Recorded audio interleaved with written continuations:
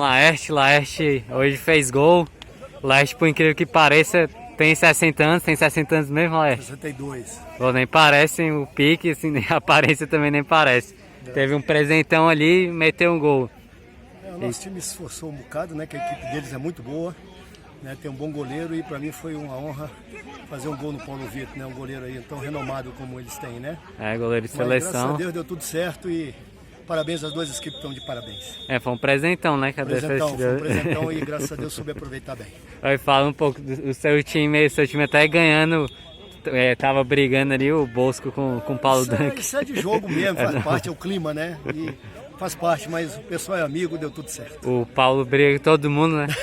Ele tava... Paulinho a cabeça quente, mas a gente... Ele falou, acerta uma, Laerte, acerta uma. Aí você acertou, né?